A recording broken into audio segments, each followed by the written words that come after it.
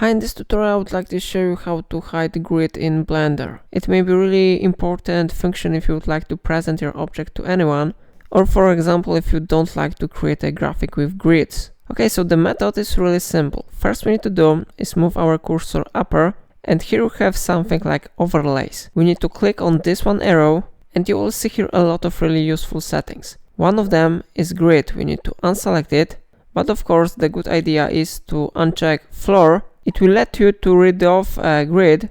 Like you see, we don't have a grid here. Of course, you can hide other elements too. For example, I recommend you to uncheck text info. Sometimes a good idea will be to uncheck 3D cursor or annotations. And a good alternative to this way, maybe click somewhere here on show overlays, because this option displays overlays like gizmos and outlines. To use this option, you can apply shortcut from your keyboard Shift-Alt-Z, or you can click on this one option, then you will hide here all elements. So it is how it works. If I helped you to hide a grid, remember to like this tutorial and subscribe my channel because it really supports my work. And that's all for today. Thank you for watching.